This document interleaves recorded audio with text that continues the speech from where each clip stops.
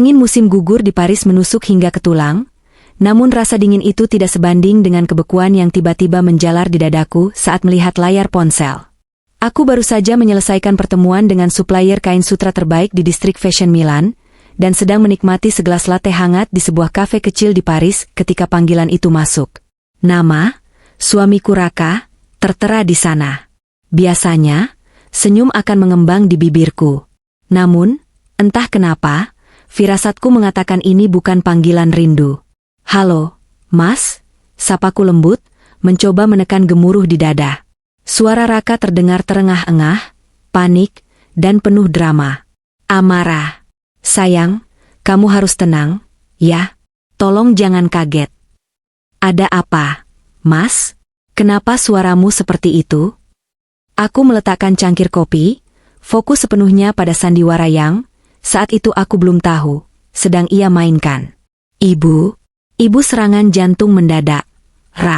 Dokter bilang kondisinya kritis.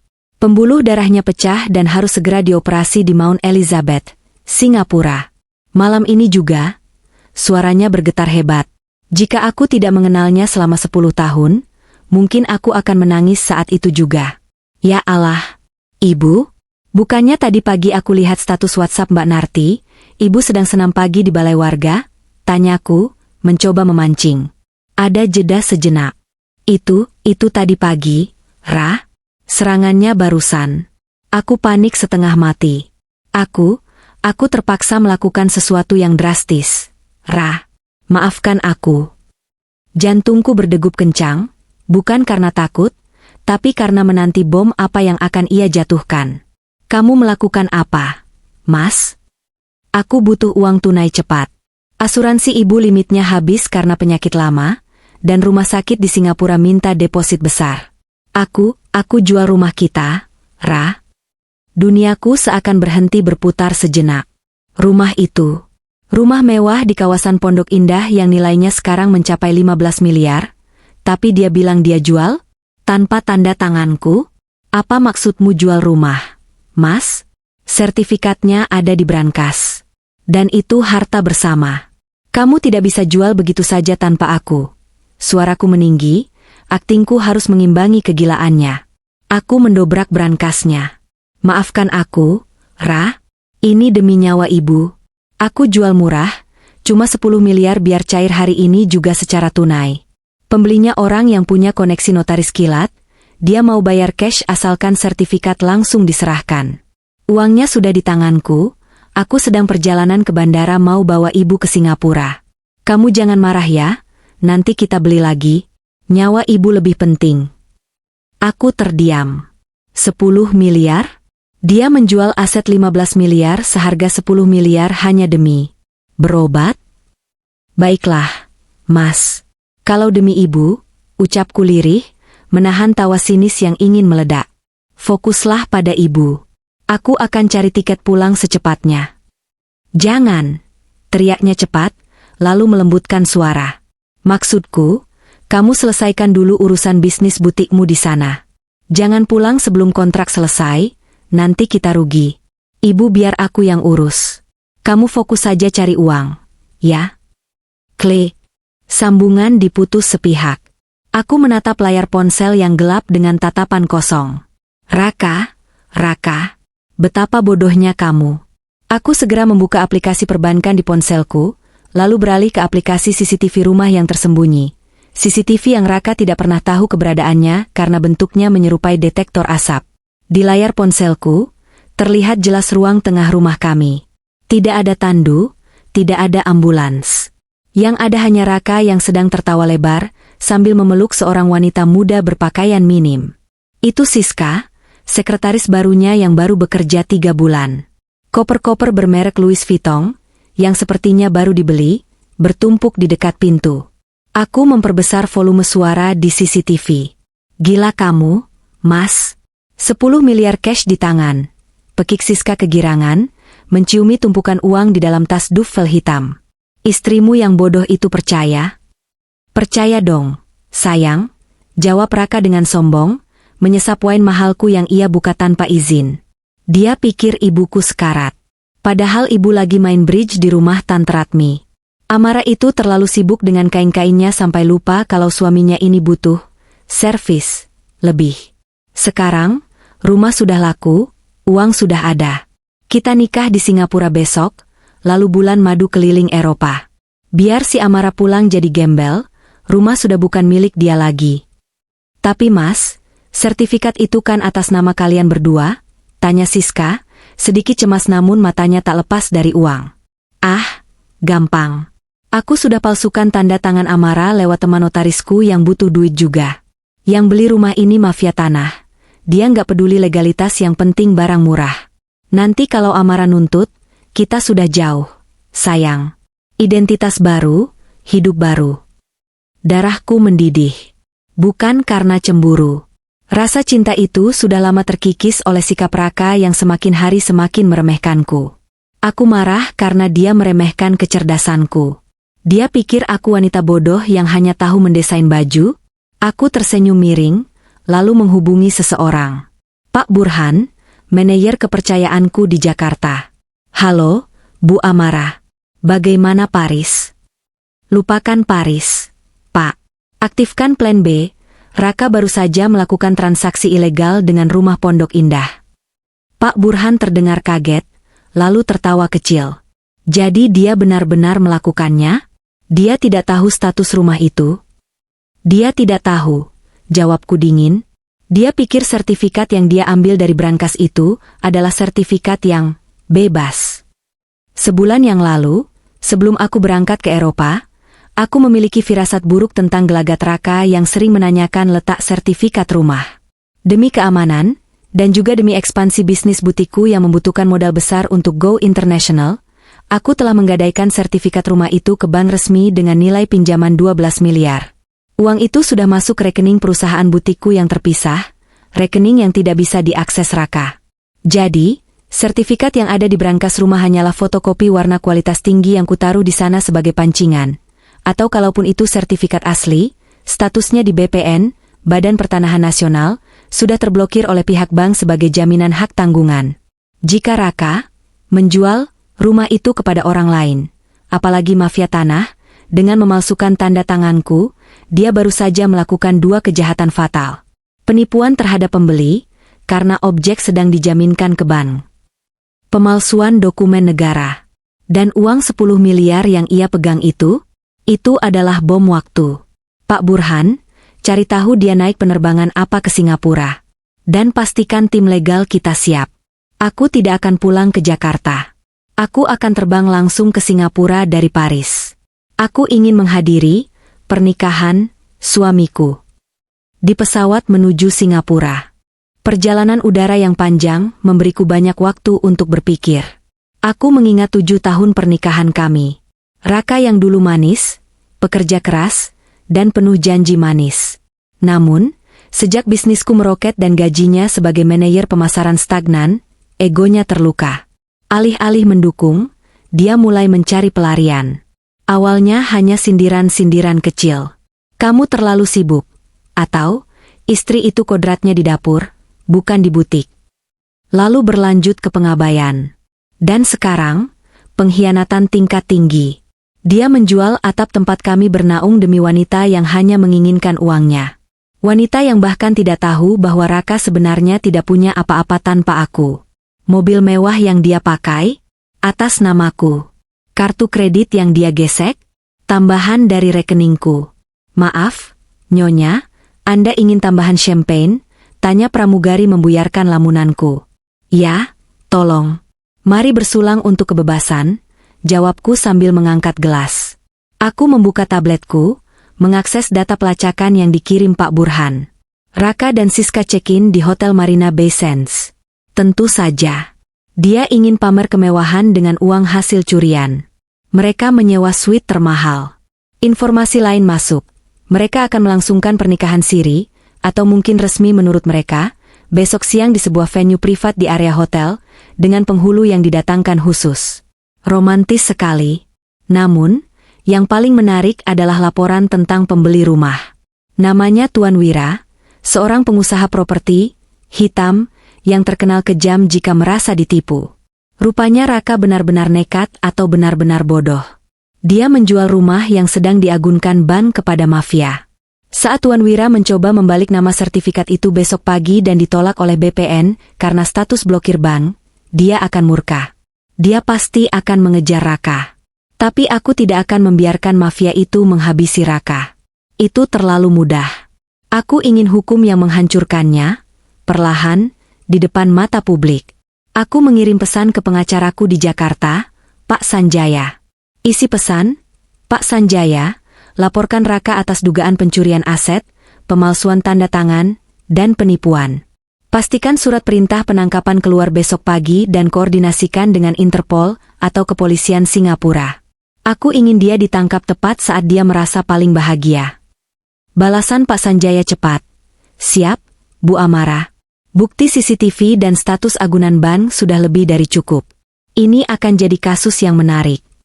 Singapura, hari H. Singapura menyambutku dengan cuaca cerah yang kontras dengan badai yang akan kubawa. Aku mengenakan gaun hitam elegan rancanganku sendiri, kacamata hitam besar, dan topi lebar. Penampilanku seperti sosialita misterius, bukan istri yang teraniaya. Aku tidak langsung ke hotel. Aku pergi ke kantor polisi setempat, di mana perwakilan pengacaraku dan pihak berwenang Indonesia sudah berkoordinasi. Ternyata, Tuan Wira, si pembeli rumah, juga sudah melapor polisi di Jakarta pagi ini, karena notarisnya menemukan bahwa sertifikat itu sedang dalam sengketa bank. Jadi sekarang Raka diburu dari dua arah, oleh istrinya, dan oleh pembeli yang merasa tertipu 10 miliar. Nyonya Amara, kami akan bergerak ke lokasi 1 jam lagi. Sesuai prosedur, kami akan menunggu momen yang tepat agar tidak membahayakan warga sipil lain, ujar opsir polisi. Lakukan sesuai prosedur, Pak. Tapi izinkan saya melihat wajahnya saat borgol itu terpasang. Pintaku. Aku menuju Marina Bay Sands. Ballroom kecil namun mewah telah didekorasi dengan bunga-bunga lili putih. Ironis, lambang kesucian untuk pernikahan yang didasari kotoran. Aku menyelinap masuk ke area belakang, berdiri di balik pilar besar di mana aku bisa melihat segalanya namun tidak terlihat. Di sana, di depan penghulu, duduklah Raka. Dia tampak gagah dengan setelan jas abu-abu mahal, yang aku yakin dibeli dengan uang rumahku. Di sampingnya, Siska mengenakan kebaya putih modern penuh payet, wajahnya berseri-seri, membayangkan hidup sebagai nyonya besar. Saudara Raka, apakah Anda bersedia menerima saudari Siska sebagai istri satu-satunya? Satu-satunya? Cih. Aku menahan diri untuk tidak melempar sepatu. Raka tersenyum lebar, menatap Siska dengan penuh nafsu dan kemenangan. Dia merasa di puncak dunia. Dia merasa telah berhasil membuang istri, bodohnya dan mendapatkan 10 miliar plus wanita muda. Saya terima nikahnya. Raka mulai mengucapkan kalimat sakral itu. Saat itulah, pintu ballroom terbuka dengan kasar. Bukan polisi yang pertama masuk, melainkan segerombolan orang berbadan tegap dengan kemeja batik ketat. Itu anak buah Tuan Wira. Berhenti, teriak salah satu dari mereka. Suaranya menggelegar, membuat penghulu terlonjak kaget dan menjatuhkan pulpennya. Siska menjerit kecil. Raka berdiri, wajahnya pucat pasi. Siapa kalian? Ini acara privat. Privat matamu. Pria itu maju, mencengkeram kerah jas mahal Raka. Bos kami, Tuan Wira, kirim salam. Kau jual rumah yang sertifikatnya ada di bank. Kau mau main-main dengan uang 10 miliar kami. Hah? Wajah Raka berubah dari putih menjadi hijau. Tidak mungkin. Sertifikat itu ada di saya. Saya ambil dari brankas.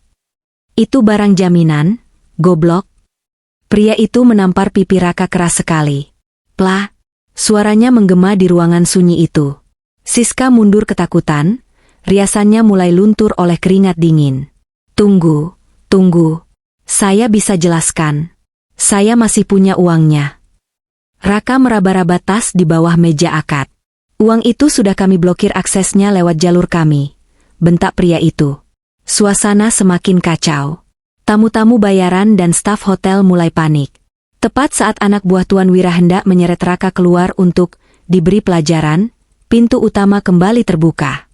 Kali ini, yang masuk adalah polisi berseragam lengkap, didampingi oleh petugas keamanan Singapura. Hentikan, polisi. Situasi berubah menjadi chaos. Raka bingung harus takut pada preman atau polisi. Tapi matanya kemudian menangkap sosok yang berjalan tenang di belakang barisan polisi. Aku melangkah maju dengan anggun, membuka kacamata hitamku perlahan. Suara langkah heelsku terdengar ketukan kematian bagi Raka. Amarah. Raka terbata-bata, lututnya lemas. Dia jatuh terduduk kembali di kursi akad nikahnya. Siska menatapku dengan horor. Bukannya kamu di Eropa? Kejutan, ucapku sambil tersenyum manis, senyum yang tidak mencapai mata. Apa kabar, Mas? Bagaimana operasi jantung ibu? Apakah operasinya pindah ke ballroom hotel? Ra, dengarkan aku. Raka mencoba bangkit, tapi polisi langsung menahan tangannya dan memakaikan borgol besi yang dingin. Klik. Bunyi yang jauh lebih merdu daripada janji pernikahannya. Saudara Raka, Anda ditahan atas tuduhan penipuan, penggelapan aset, dan pemalsuan dokumen. Dan saudari Siska, polisi menunjuk ke arah pengantin wanita yang gemetar, Anda juga kami amankan sebagai penadah dan turut serta dalam kejahatan terencana. Aku nggak tahu apa-apa. Aku cuma diajak nikah. Siska menjerit histeris saat polisi wanita memegang lengannya. Jangan berbohong, Siska. Suara kamu di CCTV rumah sangat jelas. Gila kamu Mas, 10 miliar cash. Tiruku dengan nada mengejek. Kamu tahu uang itu hasil jual rumahku, dan kamu menikmatinya. Raka menatapku dengan tatapan memelas yang menjijikan. Amara, tolong cabut laporannya. Kita bisa bicara. Aku suamimu, Ra. Aku hilaf. Aku berjalan mendekat, mencondongkan tubuh ke telinganya. Suamiku sudah mati saat dia memutuskan menjual rumah anak yatim piatu demi pelacur ini. Oh ya, satu hal lagi yang perlu kamu tahu, Mas. Aku menegakkan tubuh, berbicara cukup keras agar semua orang, termasuk wartawan lokal yang entah bagaimana mulai berkumpul di pintu, bisa mendengar. Rumah yang kamu jual itu, uangnya tidak akan pernah jadi milikmu. Dan karena kamu menjual barang yang sedang dijaminkan ke bank, kamu sekarang punya utang 10 miliar ke mafia itu, dan utang hukum ke negara. Selamat menikmati bulan madumu di Changi, lalu ekstradisi ke Cipinang. Bawa mereka, perintahku dingin pada polisi. Raka diseret keluar, berteriak-teriak memanggil namaku seperti orang gila. Siska menangis meraung-raung, gaun pengantinnya tersangkut di kaki kursi hingga robek, mempermalukannya di depan umum. Pesta mewah itu hancur berantakan. Bunga-bunga terinjak-injak sepatu bot polisi. Dan aku berdiri di sana, di tengah reruntuhan pernikahan palsu itu, merasa sangat lega. Tapi ini baru permulaan. Babak kehancuran mereka yang sebenarnya baru saja dimulai. Penjara hanyalah tahap awal. Menjadi miskin dan dihina seluruh negeri adalah hukuman sesungguhnya. Berita itu menyebar lebih cepat daripada api yang membakar padang rumput kering. Di era digital ini, aib bukan lagi sekadar bisik-bisik tetangga, melainkan tontonan massal. Video penangkapan Raka di ballroom mewah Marina Bay Sands, lengkap dengan wajah pucatnya, Siska yang menangis dengan maskara luntur, dan teriakan garang anak buah mafia tanah, kini menjadi trending topik nomor 1 di Indonesia, bahkan sempat masuk berita viral di Singapura. Judul-judul berita utama di portal online seolah berlomba-lomba memberikan predikat terburuk bagi suamiku. Suami jual rumah istri demi pelakor, ditangkap saat ijab kabul. Karma instan, bulan madu di Singapura berakhir di jeruji besi.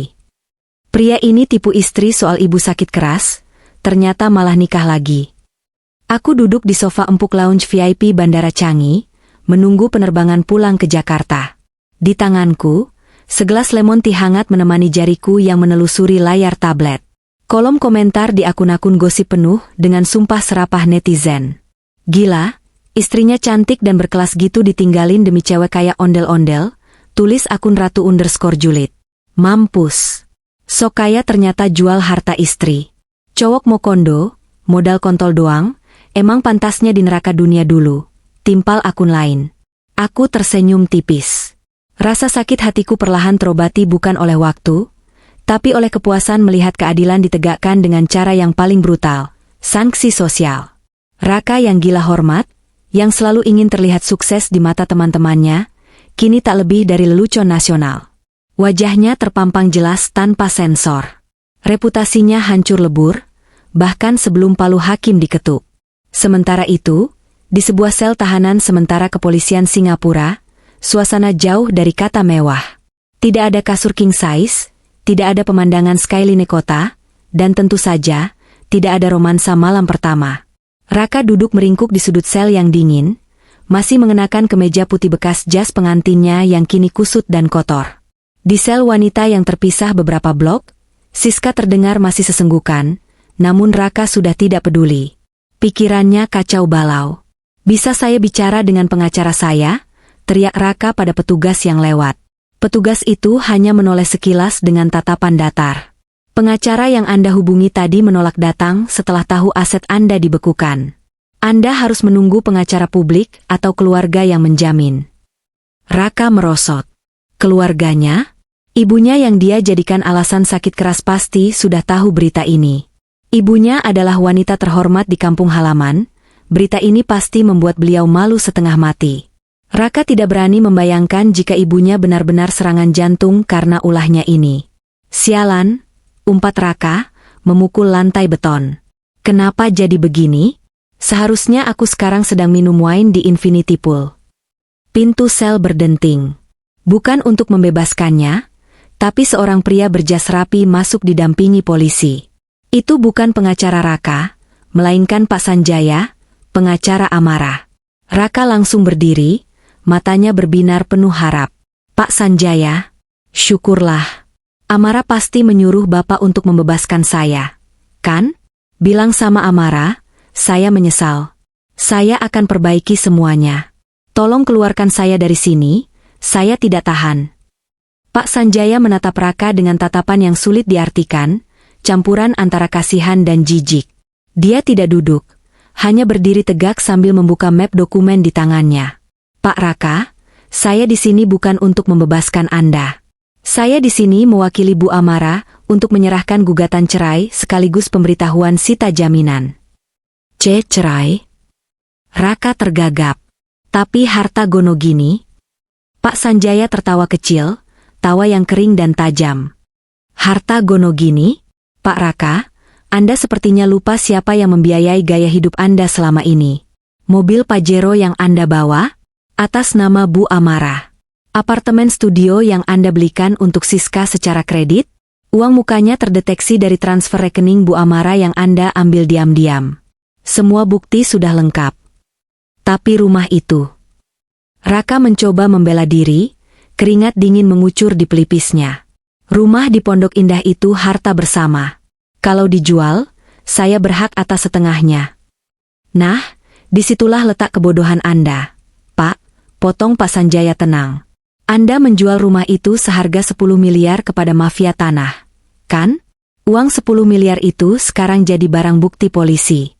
Dan yang lebih parah, sertifikat yang Anda curi dari brankas itu tidak ada harganya." Raka melongo. "Maksudnya?" 3 bulan lalu, Bu Amara sudah menggadaikan sertifikat asli rumah itu ke bank swasta untuk modal ekspansi butik barunya, The Amara Couture. Nilai pencairannya 12 miliar rupiah. Jadi, secara hukum, rumah itu adalah agunan bank. Saat Anda menjualnya lagi ke orang lain dengan memalsukan dokumen, Anda menipu pembeli tersebut. Kaki Raka lemas. Dia ambruk ke lantai. Jadi, selama ini Amara sudah selangkah lebih maju? Bu Amara menggunakan uang 12 miliar itu untuk membangun butik terbesar di Jakarta Selatan yang akan diresmikan minggu depan. Sementara Anda memegang uang 10 miliar hasil penipuan yang tidak bisa Anda nikmati sepeser pun, dan sekarang Anda punya utang ganti rugi kepada Tuan Wira si pembeli, ditambah utang bank jika rumah itu disita. Pak Sanjaya menutup mapnya. Ringkasnya, Pak Raka, Anda keluar dari penjara ini nanti bukan sebagai duda kaya. Anda akan keluar sebagai gelandangan dengan utang miliaran rupiah. Anda benar-benar kere. Tidak punya rumah, tidak punya mobil, tidak punya pekerjaan, dan diburu penagih utang. Siska. Gumam Raka pelan, teringat satu-satunya orang yang memujanya. Setidaknya Siska mencintaiku. Oh, soal itu, Pak Sanjaya tersenyum miring. Saat diinterogasi tadi, Nona Siska mengaku bahwa dia dipaksa oleh Anda. Dia bilang dia tidak tahu apa-apa soal penjualan rumah dan berencana menuntut Anda balik atas penipuan janji nikah agar hukumannya diringankan. Dia menggigit Anda, Pak Raka. Duniaku runtuh. Kalimat itu bergaung di kepala Raka. Siska, wanita yang dia banggakan, yang katanya lebih mengerti dirinya dibanding Amara, ternyata langsung berkhianat begitu kapal karam. Pak Sanjaya berbalik arah menuju pintu sel. Nikmati waktu Anda, Pak. Bu Amara titip pesan, selamat menikmati hidup baru yang kamu pilih sendiri. Jakarta, 2 hari kemudian. Aku melangkah masuk ke gedung baru berlantai 3 di kawasan Senopati. Papan nama besar bertuliskan, Amara Couture Luxury, baru saja dipasang. Ini adalah mimpiku sejak dulu. Gedung ini, stok kain sutra impor, mesin-mesin jahit terbaru, dan tim desainer muda yang berbakat, semuanya dibiayai dari uang yang kudapatkan dengan cara cerdas. Menggadaikan rumah yang selama ini hanya menjadi sarang pengkhianatan Raka. Rumah itu memang penuh kenangan, tapi kenangan tidak bisa membayar masa depan. Lebih baik aku jadikan modal usaha yang berputar menghasilkan miliaran lagi, daripada membiarkannya dijual murah oleh suami bodoh demi perempuan murahan. Bu Amara, selamat pagi, sapa stafku dengan hormat. Tidak ada tatapan kasihan di mata mereka, yang ada hanya kekaguman. Mereka tahu bos mereka adalah wanita besi. Pagi, Rani. Bagaimana persiapan grand opening besok? Tanyaku sambil mengecek deretan gaun malam yang terpajang indah. Sempurna, Bu. Undangan sudah disebar. Banyak sosialita dan istri pejabat yang konfirmasi hadir. Oh ya, media juga banyak yang minta wawancara, Bu. Terutama soal kasus Bapak. Aku berhenti sejenak, mengelus bahan bludru halus di sebuah manekin. Biarkan mereka datang. Aku akan berikan pernyataan. Ini promosi gratis untuk butik kita, bukan? Rani tersenyum lebar.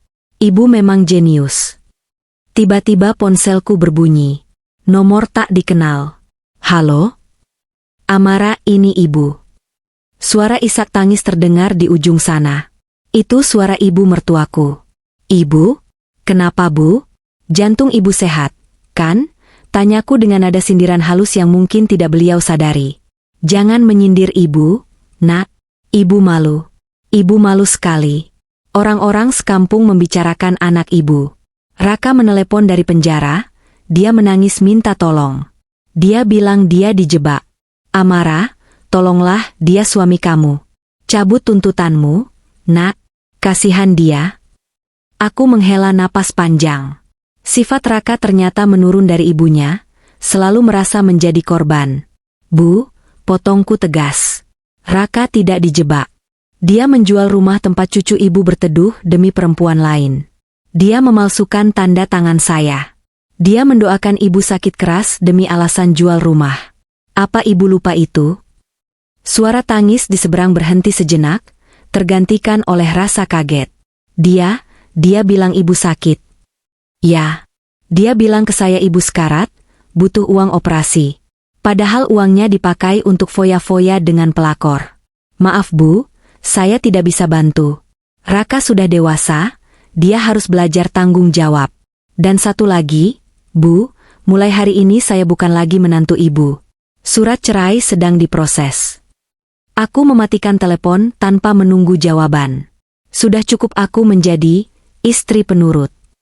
Sekarang, aku adalah Amara sang pemilik tahta. Di luar kaca butikku, hujan mulai turun membasahi Jakarta. Aku membayangkan Raka di sel sempitnya yang bocor mungkin, kedinginan, tanpa selimut hangat, dan yang paling menyakitkan, tanpa uang sepeser pun. Sementara aku di sini, berdiri di tengah kerajaan bisnisku yang baru, siap menyambut masa depan yang berkilauan. Raka dan Siska mungkin bermimpi tentang hidup mewah ala Crazy Rich Asians, tapi aku yang menulis naskah akhirnya. Dan dalam naskahku, pengkhianat akan berakhir menjadi gembel yang terbuang. 2 minggu telah berlalu sejak kekacauan di Marina Bay Sands. Singapura, negara yang terkenal dengan kebersihan dan ketertibannya, seolah memuntahkan sampah yang tak diinginkan kembali ke asalnya. Pagi itu, di Terminal 3 Bandara Soekarno-Hatta, Raka dan Siska berjalan keluar dari pintu kedatangan internasional. Jangan bayangkan mereka keluar dengan gaya sosialita seperti saat berangkat. Tidak ada koper Rimowa, tidak ada kacamata hitam branded, dan tidak ada layanan penjemputan VIP. Mereka dideportasi. Paspor mereka ditandai hitam. Raka mengenakan kaos oblong yang sama dengan yang ia pakai di dalam sel, kusut, berbau apek, dan ternoda keringat dingin ketakutan. Wajahnya dipenuhi brewok yang tak terurus, matanya cekung dengan lingkaran hitam yang tebal. Sementara Siska, sang pengantin baru, tampak seperti hantu. Rambutnya lepek, tanpa makeup yang biasa menutupi wajah aslinya, dan ia hanya menyeret sebuah kantong kresek berisi baju kotor. Semua barang mewah yang mereka beli, tas Hermes, jam tangan Rolex, sepatu Balenciaga, telah disita oleh otoritas Singapura sebagai barang bukti pencucian uang. Mereka pulang dengan tangan kosong. Benar-benar kosong. Bahkan dompet Raka hanya berisi uang receh dolar Singapura yang tak laku dipakai jajan di Jakarta. Tundukkan kepalamu, bodoh, desis Raka saat melihat kerumunan orang di pintu kedatangan. Jangan perintah aku, balas Siska dengan suara serak. Ini semua gara-gara kau. Kau bilang kau kaya, kau bilang rumah itu milikmu. Diam. Namun, usaha mereka untuk tidak terlihat sia-sia. Video penangkapan mereka sudah terlalu viral. Beberapa orang yang sedang menunggu jemputan mulai berbisik-bisik, lalu menunjuk. Itu kan si Raka? Yang jual rumah istri demi pelakor. Iya, itu pelakornya juga. Ih, aslinya burik banget ya kalau nggak dandan. Weh, maling. Balikin duit bini lu, teriak seorang ibu-ibu yang entah kenapa begitu emosional, mungkin mewakili perasaan seluruh istri sah di Indonesia. Siska menutup wajahnya dengan kresek, menangis sesenggukan. Raka mempercepat langkahnya, ingin segera mencari taksi. Namun, langkahnya terhenti mendadak. Di depan pintu keluar, menghalangi jalur taksi, berdiri 3 orang pria berbadan kekar dengan jaket kulit hitam. Mereka tidak tersenyum. Salah satu dari mereka, yang memiliki bekas luka di pipi, melangkah maju. Raka mengenalnya. Itu tangan kanan Tuan Wira, mafia tanah yang ia tipu. Selamat datang kembali di Jakarta, Pak Raka, sapa pria itu dengan nada ramah yang mengerikan. Bos Wira titip salam. Dia bertanya, di mana uang 10 miliarnya? Lutut Raka gemetar hebat. Bang Jarwo. Dengarkan saya. Uangnya disita polisi Singapura. Saya tidak bawa sepeser pun. Sumpah. Jarwo tertawa, tapi matanya tidak. Kami tidak peduli uang itu ada di polisi Singapura, di Bank Dunia, atau di neraka. Yang kami tahu, Bos Wira kasih lu 10 miliar tunai, dan lu kasih dia sertifikat bodong yang lagi digadai bank. Lu nipu mafia, Raka. Saya akan ganti. Beri saya waktu. Raka memohon, tangannya menyatu di dada. Waktu lu habis. Sekarang lu nggak punya apa-apa, kan? Jarwo mencengkeram bahu Raka keras sekali hingga Raka meringis. Bos bilang, karena lu nggak bisa bayar sekarang, hidup lu bakal dia bikin kayak neraka. Jangan harap bisa lari. Kami tahu di mana ibumu tinggal. Kami tahu kemana lu bakal pergi. Camkan itu. Jarwo mendorong Raka hingga jatuh tersungkur ke aspal panas parkiran bandara, lalu meludah tepat di sebelah sepatu Raka yang solnya sudah mau lepas.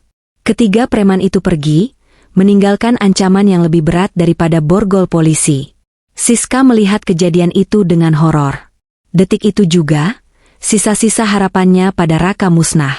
Dia sadar, Raka bukan lagi tiket menuju kekayaan. Raka adalah tiket menuju kematian. Aku pergi, kata Siska dingin. Raka mendongak, menatap istrinya. Itu. Mau kemana kamu? Kita harus cari tempat tinggal sementara. Kita harus bersatu, Siska. Bersatu? Makan tuh bersatu. Siska meludah. Gue mau pulang ke rumah orang tua gue di Depok.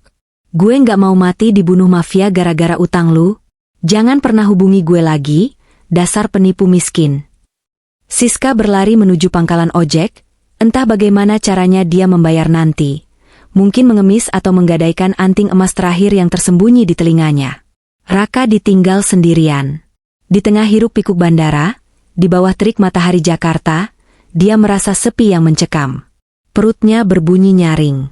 Dia belum makan sejak kemarin sore di sel tahanan. Dengan sisa uang receh di saku celana, hasil mengais sisa kembalian sebelum ditangkap, Raka naik bus Damri jurusan Blok M. Sepanjang perjalanan, dia duduk di kursi paling belakang, menutupi wajahnya dengan topi kumal yang ia temukan tertinggal di kursi bandara. AC bus yang dingin menusuk kulitnya, tapi hatinya lebih beku. Dia turun di Blok M, lalu berjalan kaki berkilo-kilometer menuju Pondok Indah. Dia masih punya satu harapan, rumah itu. Meskipun Pak Sanjaya bilang sudah disita, mungkin Amara masih di sana. Mungkin dia bisa memohon. Mungkin dia bisa bersujud di kaki Amara. Amara dulu sangat mencintainya. Wanita itu pasti luluh jika melihat kondisinya yang menyedihkan ini. Langit sore mulai berubah menjadi jingga kemerahan saat Raka tiba di depan gerbang rumah mewahnya. Rumah yang dulu ia banggakan. Rumah tempat ia dan Siska merencanakan pengkhianatan. Namun, pemandangan di depannya membuat jantungnya berhenti berdetak. Gerbang tinggi itu tergembok rantai besar.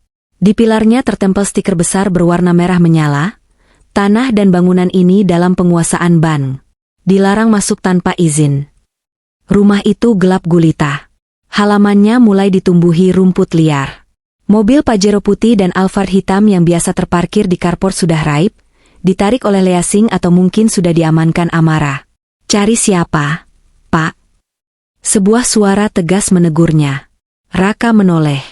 Itu Pak Ujang, satpam komplek yang sudah ia kenal 5 tahun. Pak Ujang ini saya, Pak. Raka. Pak Ujang menyipitkan mata, lalu terbelalak kaget. Dia mundur selangkah, menutup hidungnya. Astaga, Pak Raka, kok bau banget? Kayak gelandangan. Rasa malu menghantam Raka seperti pukulan palu godam. Dulu Pak Ujang selalu hormat padanya, membukakan gerbang, memanggilnya, Bos. Sekarang, dia dianggap sampah yang bau. Pak Ujang, tolong buka gerbangnya. Saya mau ambil baju. Saya mau istirahat. Pinta Raka putus asa. Waduh, nggak bisa Pak. Tolak Pak Ujang tegas. Kuncinya sudah dipegang pihak Ban dan Bu Amara. Lagian Bapak sudah nggak punya hak di sini. Bu Amara pesan keras ke keamanan komplek. Kalau Pak Raka atau perempuan selingkuhannya datang, usir. Kalau maksa, panggil polisi. Tegas sekali Amara. Lirih Raka. Yah, Bapak yang tega duluan, kan? Celetuk Pak Ujang polos tapi menohok. Bapak jual rumah ini diam-diam. Wajar Bu Amara marah. Udah sana Pak. Pergi. Jangan bikin ribut di sini, nanti warga komplain. Tuh, ibu-ibu komplek udah pada ngintip dari jendela, siap-siap mau nyorakin Bapak. Benar saja. Dari balik gorden rumah tetangga, Raka melihat mata-mata yang mengintai. Ponsel-ponsel diarahkan padanya. Mereka merekamnya. Live Instagram, story WhatsApp, TikTok. Raka sang pengusaha sukses yang jatuh jadi gembel di depan rumahnya sendiri. Raka mundur. Dia tidak kuat menanggung malu. Dia berjalan gontai meninggalkan komplek elit itu. Kakinya lecet karena sepatu pantofelnya sudah jebol. Malam itu, Jakarta turun hujan deras. Raka berteduh di emperan sebuah ruko tutup di daerah Fatmawati. Perutnya melilit perih. Dia melihat sebuah warung nasi Padang di seberang jalan. Aroma rendang tercium samar, membuatnya hampir gila karena lapar. Dia meraba sakunya. Kosong. Benar-benar 0 rupiah. Dia melihat seekor kucing liar mengais sisa makanan di tong sampah. Tulang ayam bekas. Raka menelan ludah. Apakah aku harus berebut dengan kucing itu? Batinnya miris. Tiba-tiba, sebuah mobil mewah melintas pelan di depan ruko tempatnya berteduh. Sebuah Mercedes-Benz S-Class terbaru berwarna hitam mengkilap. Kaca jendela belakang sedikit terbuka. Di dalamnya, Raka melihat sosok wanita cantik dengan gaun merah marun, tertawa lepas sambil memegang gelas champagne. Itu Amara. Dia terlihat bersinar, jauh lebih cantik daripada saat masih menjadi istrinya. Di sebelahnya duduk seorang pria bule, mungkin rekan bisnis, atau investor, yang menatapnya dengan kagum. Mobil itu melaju menembus hujan, memercikan air genangan kotor tepat ke wajah Raka. Cipratan air got. Itulah takdirnya sekarang. Sementara istrinya melaju menuju puncak kesuksesan, Raka harus mengusap wajahnya yang kotor dengan air hujan yang dingin, menggigil sendirian di emperan toko, ditemani rasa lapar dan penyesalan yang terlambat. Dia mencoba memejamkan mata, tapi bayangan wajah beringas anak buah Tuan Wira terus menghantui. Dia tidak bisa tidur. Dia tidak punya rumah. Dia tidak punya uang. Dia tidak punya harga diri. Malam pertama Raka di Jakarta bukan di kasur empuk, tapi beralaskan kardus bekas, dengan nyamuk-nyamuk jalanan yang berpesta pora, menghisap darah sang mantan bos yang kini tak lebih dari sekadar sampah masyarakat. Amara, bisiknya Parau di tengah deru hujan. Kau menang. Tapi Raka salah. Amara belum selesai. Kemenangan Amara bukan sekadar melihat Raka jatuh miskin. Kemenangan sejati adalah melihat Raka hancur tak bersisa. Dan besok, tagihan-tagihan lain akan mulai berdatangan. Sementara Raka menggigil di emperan ruko Fatmawati, nasib Siska tidak jauh lebih baik. Dengan sisa tenaga dan harga diri yang sudah remuk, wanita itu tiba di depan rumah orang tuanya di sebuah gang sempit di Depok. Ia berharap pelukan hangat ibunya bisa meredakan trauma penjara Singapura. Ia mengetuk pintu kayu yang catnya mulai mengelupas. Bu, Pak, ini Siska. Buka pintunya. Pintu terbuka. Namun bukan pelukan yang ia dapat, melainkan tamparan keras dari ayahnya. Plah, dasar anak tidak tahu diri, bentak ayahnya, wajahnya merah pada menahan amarah dan malu. Di belakang sang ayah, ibunya menangis terseduh-seduh sambil memegang dada. Ayah, kenapa? Siska memegangi pipinya yang panas. Satu Indonesia sudah lihat kelakuanmu. Siska, kamu jadi pelakor, rusak rumah tangga orang, ikut makan uang haram jual rumah istri orang. Ayahnya melempar sebuah koper tua berisi baju-baju lama Siska ke halaman. Tetangga semua nyinyir. Kami tidak bisa keluar rumah gara-gara kamu. Pergi dari sini, kami tidak punya anak pelacur. Tapi ya, aku nggak punya uang. Itu urusanmu. Jangan bawa aibmu ke rumah ini. Pintu dibanting keras di depan hidungnya. Siska melorot jatuh, menangis di tanah berdebu, sementara tetangga mulai berkerumun menonton drama itu sambil merekam diam-diam. Siska, wanita yang kemarin bermimpi jadi nyonya besar di Singapura, kini terusir dari gubuk orang tuanya sendiri. Keesokan harinya, matahari Jakarta bersinar terik tanpa ampun. Raka terbangun karena siraman air kotor dari pemilik ruko yang hendak buka. Woi gembel, bangun, jangan tidur di sini, bau, teriak pemilik toko sambil menyiramkan sisa air pel. Raka melonjak kaget, basah kuyup dan bau apek. Perutnya melilit perih, rasa laparnya sudah di tahap menyakitkan. Ia harus mencari kerja. Apa saja. Kuli panggul, tukang cuci piring, apa saja asal dapat nasi. Ia berjalan gontai menuju sebuah proyek bangunan kecil tak jauh dari sana. Ia mendekati mandor yang sedang mengawasi tukang. Pak, butuh kuli? Saya kuat. Pak, saya butuh makan, pinta Raka memelas. Mandor itu menoleh, menatap Raka dari ujung kaki ke ujung kepala, lalu menyipitkan mata. Tiba-tiba ia tertawa terbahak-bahak, memanggil anak buahnya. Lihat nih, kalian kenal muka ini enggak? Para kuli berkumpul. Salah satu dari mereka menunjuk sambil tertawa. Lah, ini kan si Raka, yang viral jual rumah bini 10 miliar tapi ketangkep pas akad. Wah iya bener, bos Raka, ejek si mandor. Ngapain ngelamar jadi kuli, bos? Duit 10 miliar mana? Bagi-bagi dong. Raka menunduk malu, wajahnya panas. Saya butuh kerja, Pak. Ogah, tolak mandor itu mentah-mentah. Gue nggak mau pekerjakan maling. Nanti semen gue lu jual lagi. Pergi sana. Raka didorong hingga jatuh ke tumpukan pasir. Gelak tawa para kuli bangunan mengiringi langkah Raka yang tertatih menjauh. Ternyata, jejak digital lebih kejam daripada catatan kriminal. Wajahnya sudah ditandai sebagai penipu bodoh oleh seluruh negeri. Di pojok jalan, Raka melihat tumpukan sampah restoran siap saji. Ada sepotong ayam goreng sisa yang baru digigit sedikit, tergeletak di atas styrofoam kotor. Lalat mulai mengerubunginya. Harga diri Raka berperang hebat dengan lambungnya. Namun, rasa perih di perutnya menang. Dengan tangan gemetar, mantan manajer pemasaran yang dulu hanya makan di restoran ber-AC itu memungut ayam sisa tersebut. Ia membersihkan debunya sedikit, lalu memakannya dengan lahap sambil bersembunyi di balik tiang listrik. Air matanya menetes mencampur rasa asin pada makanan sisa itu.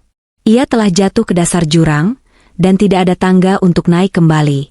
2 hari menjadi gelandangan terasa seperti 20 tahun bagi Raka. Kulitnya yang dulu terawat kini kusam dan terbakar matahari. Kemeja putih mahalnya sudah berubah warna menjadi abu-abu kecoklatan, robek di bagian ketiak, dan berbau keringat basi bercampur sampah. Ia kini resmi menjadi manusia karung. Memanggul karung beras bekas berisi botol plastik demi menukar beberapa ribu rupiah untuk nasi bungkus. Sore itu, di dekat sebuah tempat pembuangan sampah sementara di kawasan Blok M, Raka berebut kardus bekas dengan seorang pemulung wanita. "Ini punya gue. Gue yang lihat duluan," bentak wanita itu kasar, menarik kardus dengan tenaga yang mengejutkan. Raka tersentak. Suara itu, ia menatap wajah kucel wanita di depannya. Rambutnya gimbal, wajahnya cemong oleh debu jalanan, tapi mata itu, "Siska?" bisik Raka tak percaya. Wanita itu terdiam, lalu matanya membelalak. "Mas Raka?" Bukannya pelukan rindu, Siska justru meludah ke tanah. "Cih, masih hidup kamu? Kirain udah mati digebukin orang suruhan mafia." Kamu jadi pemulung juga?" tanya Raka bodoh. "Gara-gara siapa? Hah?" Siska menjerit histeris, memukul dada Raka dengan kardus di tangannya. "Orang tua gue ngusir gue. Teman-teman gue ngeblokir nomor gue. Gue nggak punya ijazah, nggak punya SKCK bersih. Siapa yang mau terima gue kerja? Semua gara-gara ambisi gila lo jual rumah itu. Kamu yang minta gaya hidup mewah." Raka membalas, mendorong bahu Siska. "Kalau kamu nggak ngerengek minta liburan ke Singapura, aku nggak bakal nekat."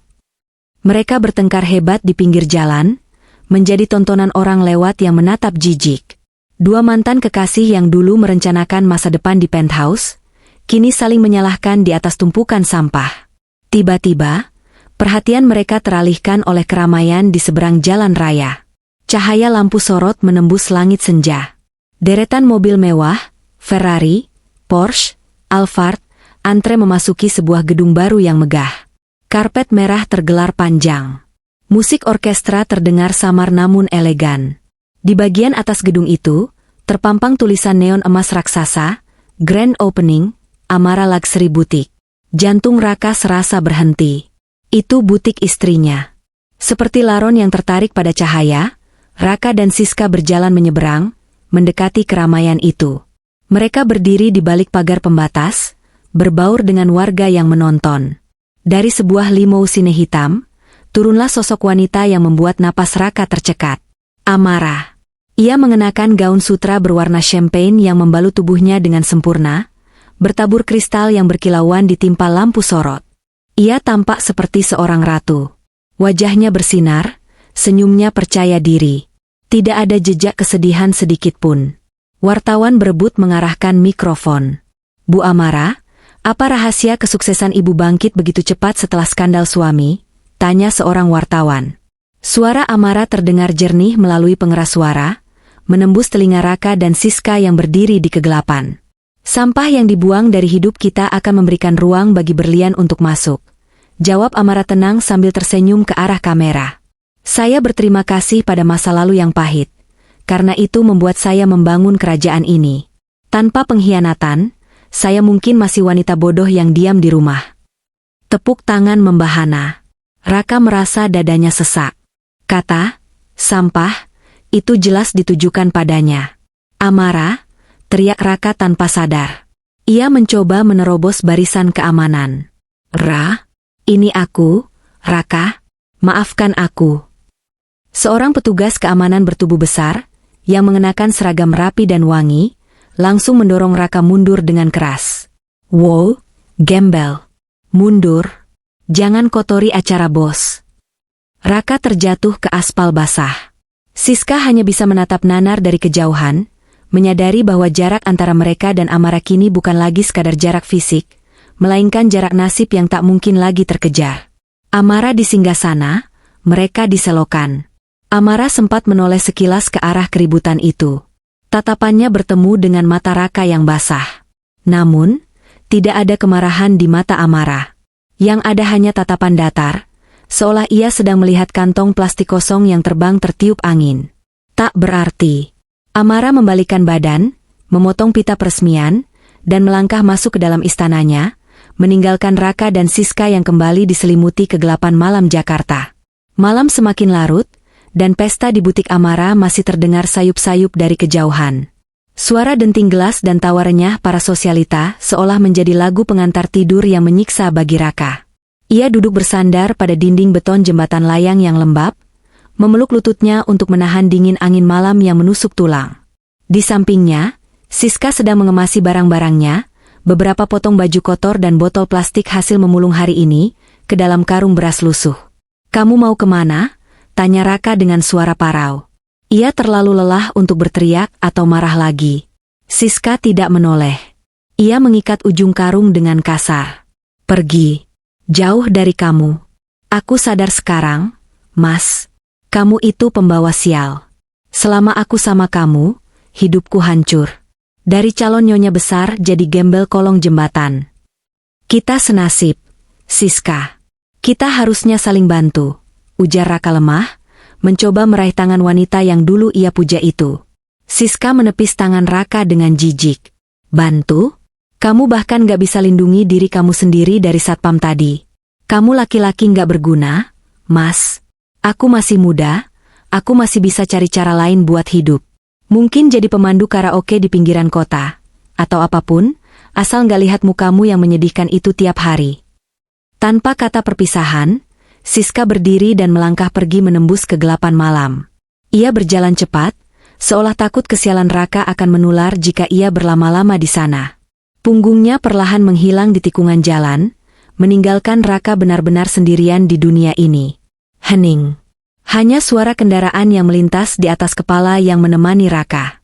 Ia meraba saku celananya, kosong. Tidak ada rokok, tidak ada uang, tidak ada ponsel. Raka memejamkan mata, dan ingatan itu datang tanpa diundang. Ingatan tentang kamar tidurnya yang hangat di Pondok Indah. Wangi sprei yang baru diganti Amara. Kopi panas yang selalu tersedia di meja setiap pagi. Senyum tulus istrinya saat ia pulang kerja. Bodoh. Raka memukul kepalanya sendiri. Bodoh. Bodoh. Ia meraung pelan, air matanya tumpah membasahi pipi yang kotor berdaki.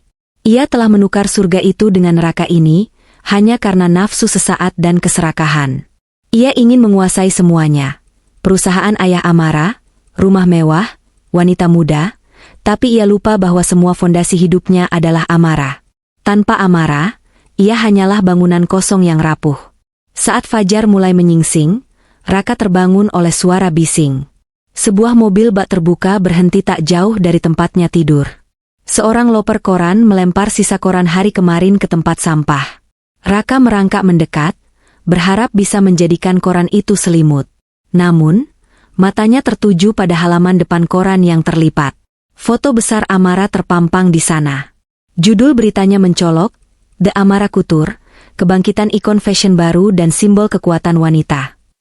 Di bawahnya, ada artikel kecil lain di kolom kriminal, buronan kasus penipuan properti, polisi dan korban masih memburu Raka, 35.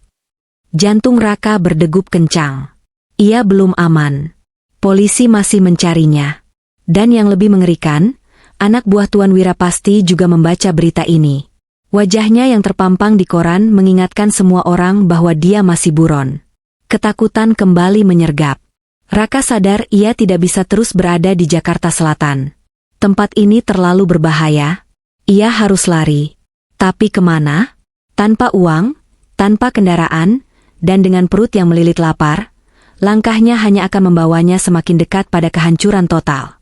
Ia berdiri dengan gemetar, menarik topinya semakin rendah menutupi wajah, dan mulai berjalan menyusuri selokan, menjauh dari cahaya kota, menuju sisi Jakarta yang lebih gelap dan tak tersentuh hukum, tempat di mana manusia-manusia terbuang menunggu ajal. Jakarta Utara, kawasan pinggiran rel kereta api.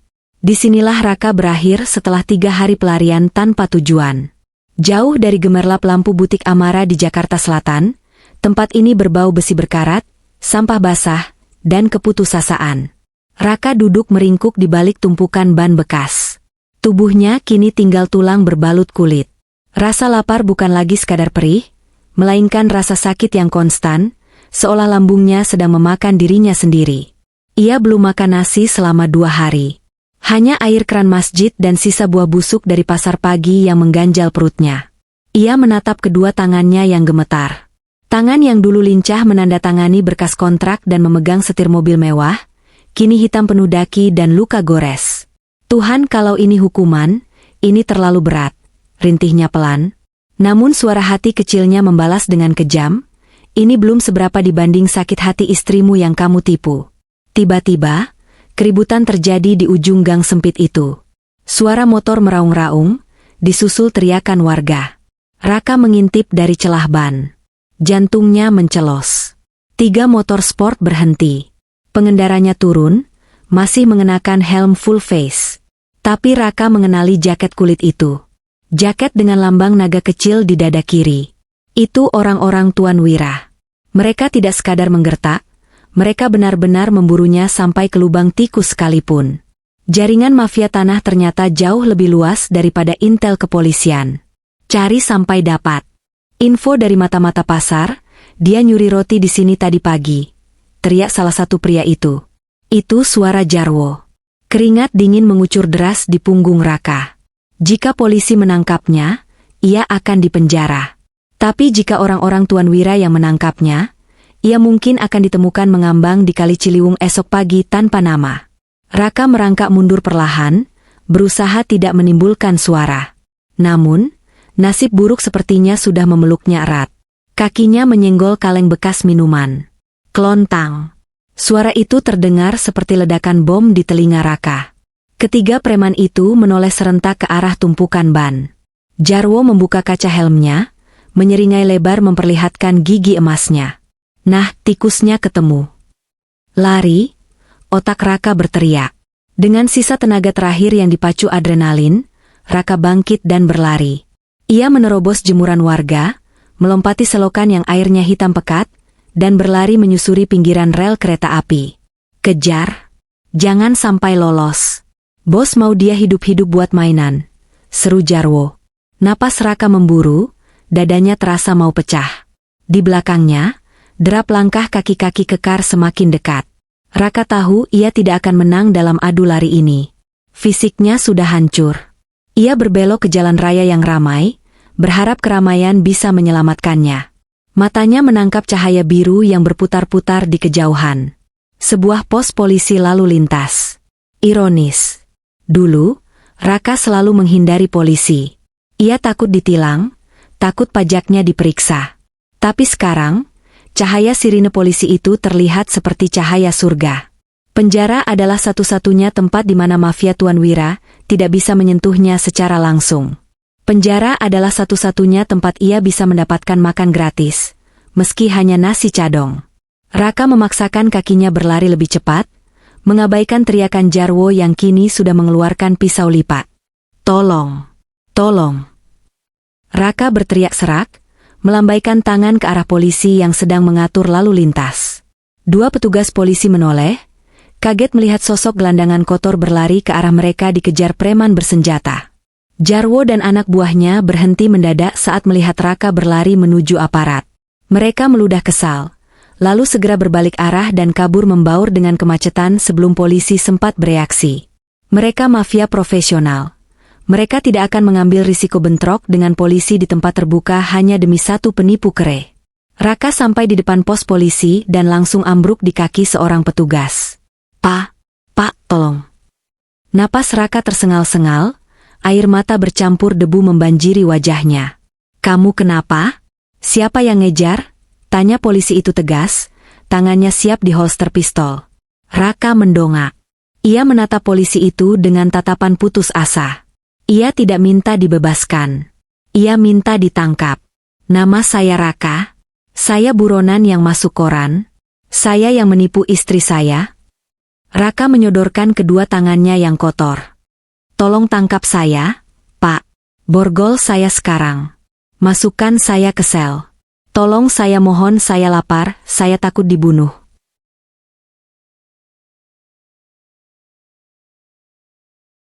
Polisi itu tertegun sejenak, lalu mengenali wajah di balik kotoran itu. Ia segera memberi kode pada rekannya. Saudara Raka, Anda kami tangkap. Clay. Borgol besi kembali melingkar di pergelangan tangannya. Kali ini, tidak ada perlawanan. Raka justru menangis lega. Ia merosot di aspal, menangis meraung-raung seperti anak kecil. Bukan tangisan penyesalan murni, melainkan tangisan kekalahan total. Ia, Raka, pria yang dulu sombong dan meremehkan istrinya, kini mengemis untuk dipenjara demi sepotong roti dan keamanan dari rentenir. Di seberang jalan, sebuah videotron besar menyangkan iklan terbaru. Wajah Amara muncul di sana, cantik, elegan, dan berwibawa, mempromosikan koleksi busana terbarunya yang bertema Freedom, kebebasan. Raka menatap layar itu dari balik jeruji mobil patroli yang membawanya pergi. Amara terbang bebas di angkasa kesuksesan, sementara dirinya kini terkunci dalam sangkar besi, menuju kehancuran abadi yang ia ciptakan sendiri. 6 bulan kemudian, bunyi palu hakim yang diketuk 3 kali menggema di ruang sidang Pengadilan Negeri Jakarta Selatan.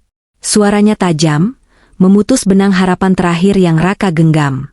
Mengadili, menyatakan terdakwa Raka bersalah secara sah dan meyakinkan melakukan tindak pidana penipuan, penggelapan dalam jabatan, dan pemalsuan dokumen. Menjatuhkan pidana penjara selama 6 tahun. Raka menunduk dalam-dalam di kursi pesakitan. Rompi oranye yang ia kenakan terasa mencekik. 6 tahun. Ia akan membusuk di dalam sel selama 6 tahun. Di usianya yang ke-35, ini berarti ia akan kehilangan masa-masa produktif terbaiknya. Namun, hukuman penjara itu belum seberapa dibandingkan dengan putusan sidang perdata yang dibacakan sehari sebelumnya. Gugatan cerai Amara dikabulkan sepenuhnya. Hak asuh, harta benda, aset perusahaan, semuanya jatuh ke tangan Amara karena terbukti Raka tidak memiliki kontribusi dan justru merugikan rumah tangga. Raka resmi menjadi duda, miskin, dan narapidana. Saat petugas menggiringnya keluar ruang sidang, matanya sempat bersirobok dengan Amara yang duduk di bangku pengunjung barisan depan. Wanita itu tidak menangis. Tidak ada drama. Ia hanya menatap Raka dengan tatapan tenang, seperti seseorang yang sedang melihat pameran lukisan usang yang tidak menarik lagi. Di samping Amara, berdiri pengacara Pak Sanjaya dan beberapa staf butiknya. Mereka terlihat solid, kuat, dan tak tersentuh. Kontras dengan Raka yang kini sendirian, bahkan keluarganya di kampung enggan datang karena malu. Amara, bisik Raka saat melewati mantan istrinya. Amara tidak menjawab. Ia hanya mengangguk kecil, sebuah tanda perpisahan yang sopan namun dingin, lalu berbalik badan dan berjalan keluar ruangan, langkah kakinya tegas menuju masa depan yang cerah. Lembaga Pemasyarakatan Cipinang, 3 bulan kemudian. Kehidupan di dalam penjara adalah neraka dunia yang sesungguhnya bagi Raka. Ia ditempatkan di sel blok C, yang terkenal padat dan keras. Tidak ada AC, tidak ada kasur empuk. Ia tidur berhimpitan di lantai beralaskan tikar tipis bersama 20 narapidana lain, dalam satu ruangan sempit yang bau keringat dan amonia. Masalah terbesar Raka bukan hanya fasilitas yang buruk, tapi juga tamu yang datang di malam hari. Meskipun Raka di dalam penjara, tangan-tangan Tuan Wira, mafia tanah yang ia tipu, masih bisa menjangkaunya. Para narapidana senior di blok itu rupanya disewakan untuk memberi pelajaran pada Raka setiap malam. Jatah setor, bos? Bentak seorang napi bertato naga di lengan, menendang pinggang Raka yang sedang mengepel lantai koridor. Saya nggak punya uang, bang. Sumpah, Raka meringis kesakitan. Nggak punya uang? Mantan bini lu kaya raya tuh. Masuk TV terus. Minta sana. Dia sudah bukan istri saya. Bugle. Satu pukulan mendarat di ulu hati. Raka tersungkur, muntah air. Ia menangis tanpa suara. Setiap malam ia harus memijat kaki kepala kamar, mencucikan baju mereka, dan menjadi bulan-bulanan. Ia yang dulu dihormati sebagai manajer, kini kasta terendah di rantai makanan penjara.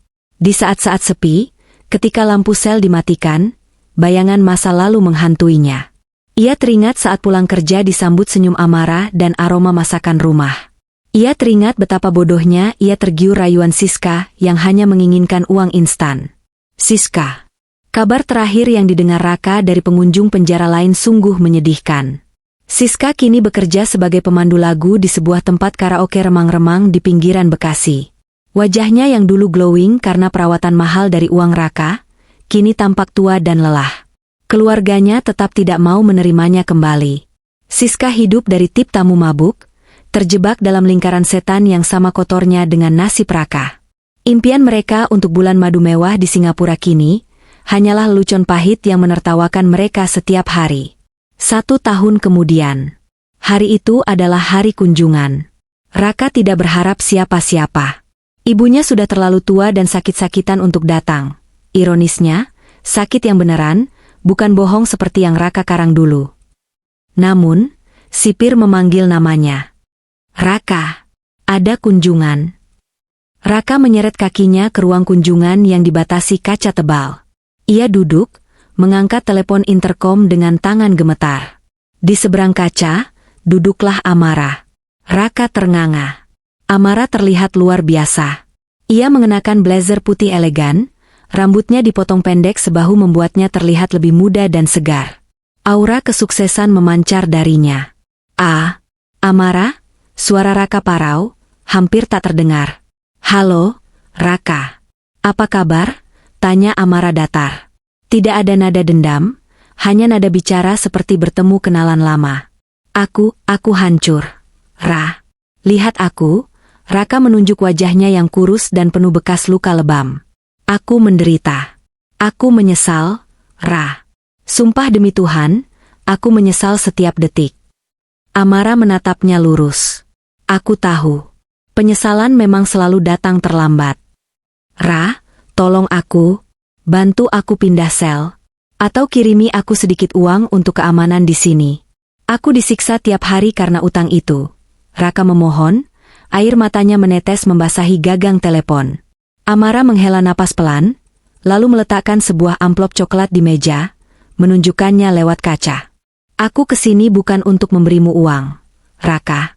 Itu akan menyalahi aturan yang kubuat untuk diriku sendiri, tidak lagi membiayai parasit. Raka terdiam, hatinya tertusuk. Aku kesini untuk memberikan ini, lanjut Amara. Ini adalah bukti pelunasan utangmu kepada Tuan Wira. Mata Raka terbelalak. Kamu melunasinya? Bukan demi kamu, potong Amara cepat. Tapi demi nama baik keluarga besar ayahku yang sempat terseret karena ulahmu. Aku membayar 10 miliar itu kepada Tuan Wira, agar dia berhenti meneror ibumu di kampung, dan berhenti menyiksamu di sini. Anggap saja ini sedekah terakhirku untuk pria yang pernah kucintai. Raka menangis terseduh-seduh. Terima kasih, terima kasih. Kamu memang malaikat. Maafkan aku. Kalau aku keluar nanti, izinkan aku menebus dosa-dosaku. Kita bisa mulai lagi dari nol?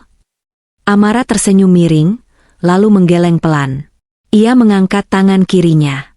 Di jari manisnya, melingkar sebuah cincin berlian yang sangat indah, berbeda dari cincin pernikahan mereka dulu. Tidak ada kata, kita, lagi, Raka. Bulan depan aku akan menikah dengan Adrian, investor yang membantuku bangkit saat kamu sibuk selingkuh. Dia pria yang tahu cara menghargai wanita, bukan menjualnya. Dunia Raka runtuh untuk kedua kalinya. Harapan terakhirnya bahwa Amara masih mencintainya musnah seketika. Jadi ini benar-benar akhir? Tanya Raka lirih. Ini sudah berakhir sejak kamu mengambil sertifikat itu dari brankas. Raka. Aku hanya datang untuk menutup bukunya dengan rapi. Sekarang, hutangmu lunas, nyawamu aman di sini. Jalani sisa hukumanmu dengan tenang, dan belajarlah menjadi manusia yang layak. Jangan cari aku lagi. Amara berdiri. Ia meletakkan gagang telepon. Selamat tinggal, Raka. Amara berbalik dan berjalan keluar dari ruang kunjungan. Cahaya matahari dari pintu keluar menyinari siluet tubuhnya, membuatnya tampak bersinar. Raka menempelkan telapak tangannya yang kotor ke kaca, menatap punggung wanita itu menjauh. Wanita yang dulu ia sia-siakan, yang ia anggap bodoh dan hanya bisa mengurus rumah, kini terbang tinggi tak terjangkau. Amara kembali ke dunianya.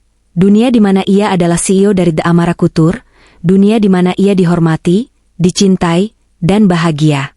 Ia memiliki butik di Paris, Singapura, dan Jakarta. Rumah yang dulu dijual Raka, Amara sudah membelinya kembali dari bank, merenovasinya, dan menjadikannya rumah singgah untuk anak-anak yatim piatu, menghapus jejak kenangan buruk di sana dengan amal kebaikan. Sementara Raka, ia kembali digiring ke selnya. Kali ini, ia tidak akan dipukuli lagi karena utangnya sudah lunas.